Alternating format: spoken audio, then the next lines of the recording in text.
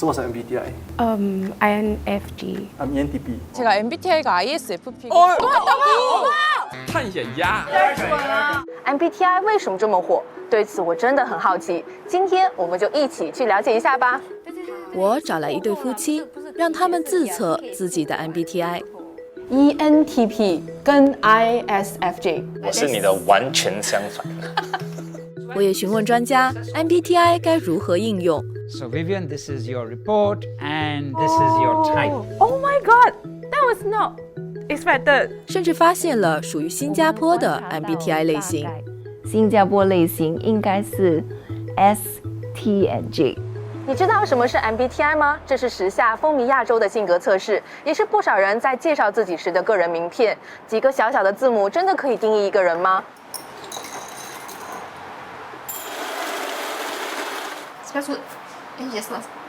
OK。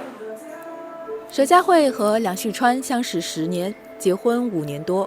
在这之前，两人并不知道对方的 MBTI。我们今天就让他们测试看看自己的结果。有拿到自己的结果了吗？我的结果是 ISFJ。 那我的4个 letter 是 ENTP。 ENTP 跟 ISFJ。 所以你们的 MBTI 是完全4个字母全部都是相反的耶，完全不同。假设说 MBTI 是准确的话，就是说你们两个好像个性啊或者思维方式其实是会有不同的，是很不一样。说到这里，是不是还有朋友不知道自己是什么 MBTI？ 别担心，这就来为你介绍。MBTI 全称迈尔斯布里格斯类型指标，也被称为16型人格测试。MBTI 近年来才在网络走红。 但其实由来已久，它是基于著名心理学家荣格1921年的著作《心理类型》。美国作家凯瑟琳·布里格斯和女儿伊莎贝尔·迈尔斯在1944年开发出这套心理测验。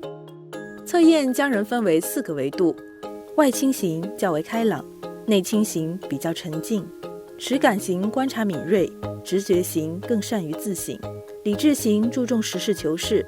情感型善于共情，判断型条理清晰，理解型更擅长随机应变。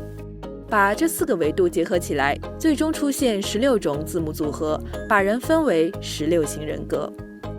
那么，16型人格测试又是怎样描述佳慧和旭川的 MBTI 类型呢？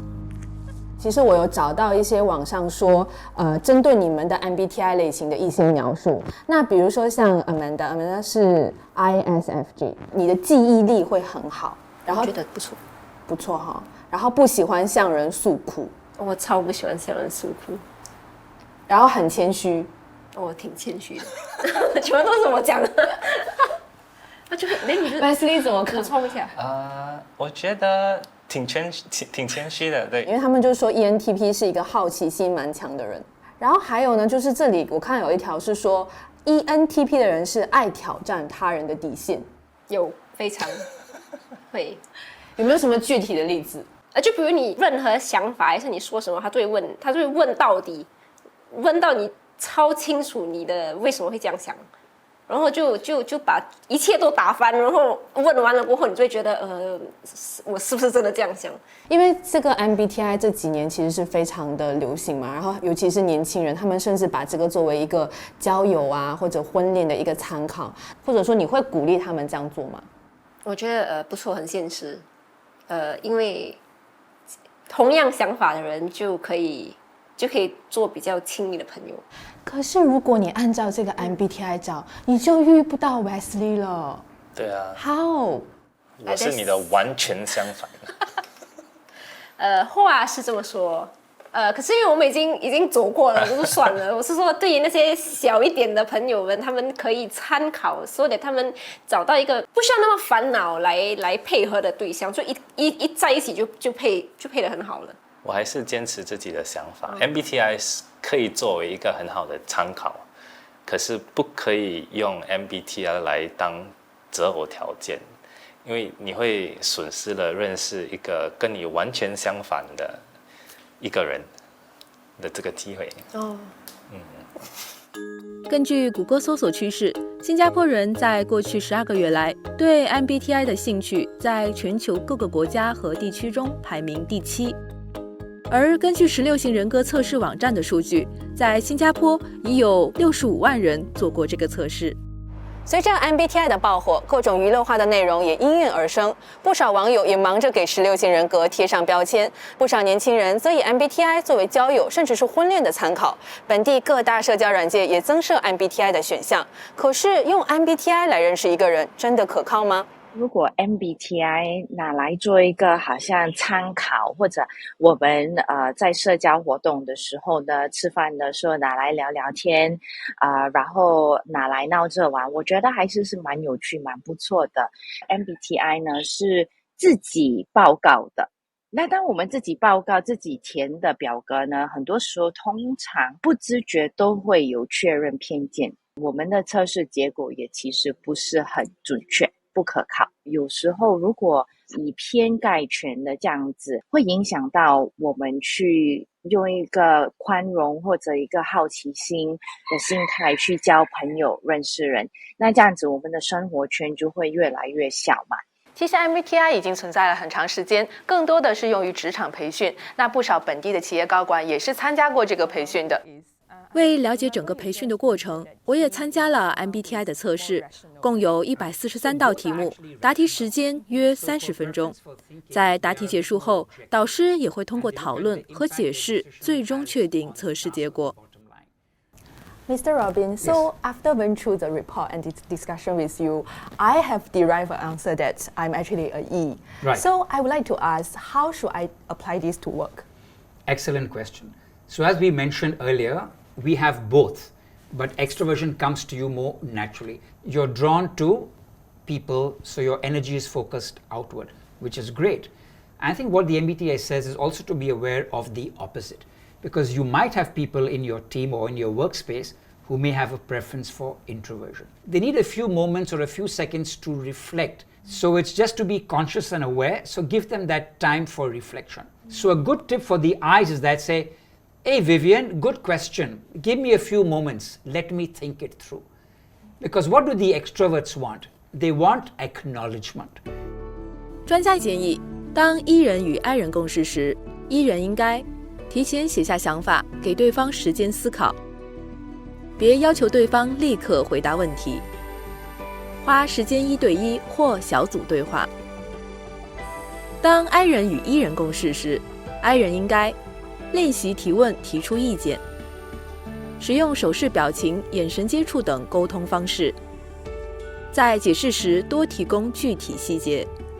So how does knowing MBTI help in the workplace? So by knowing each other's preferences, you can come to what we call an agreement.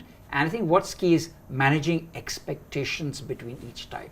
If you have a boss, for example, or a colleague who has a preference for judging, he or she may want to be organized, systematic, and methodical, as compared to another colleague. And last but not the least, we're not here to stereotype. And of course, we say type is not an excuse. 专家也建议，在职场上 ，J 人与 P 人共事时 ，J 人应多提问，了解对方想法，多安排反馈，确保自己了解工作进程，明确传达完成日期。P 人与 J 人共事时 ，P 人应提前计划使用时间表，设定完成日期，多提问，了解对方的决策过程，提前告知新信息，给对方时间思考。据韩国媒体报道，随着 MBTI 测试在韩国爆火，部分公司公开将测试结果作为招聘员工的参考，如韩国银行 Suya Bank 以及餐饮公司 Our Home， 要求应聘者提供自己的 MBTI 测试结果，并阐明自己性格的优缺点。韩国广告公司在招聘行销人员时，明确要求对方 MBTI 是以E开头。我在本地招聘网站随机搜索，发现本地招聘市场也有类似现象，有几家公司的招聘广告建议申请者提交 MBTI 测试结果。MBTI 作为企业招聘员工的参考甚至标准，你觉得这个事情应该是鼓励的吗？不应该 ，MBTI 不能作为一个招聘的参考，它最多只能作为一个people development。会不会好像有一个最强的 MBTI 或者一个最弱的 MBTI？MBTI 就是你的所谓 factory settings， 就是 MBTI 没有最好或者最弱的参考，每一个人都是有他们的优点和他们的需要学习的。据我们了解，其实好像新加坡也是有一个好像专属的 MBTI 类型。我们观察到，大概新加坡类型应该是 S、T、J， 就是 Sensing、Thinking 跟 Judging。可能因为我们在我们的文化方面，我们的教育方面，我们都是比较很有规律的，然后很有次序的，所以这造成我们在文化上、形式上会比较有条有理。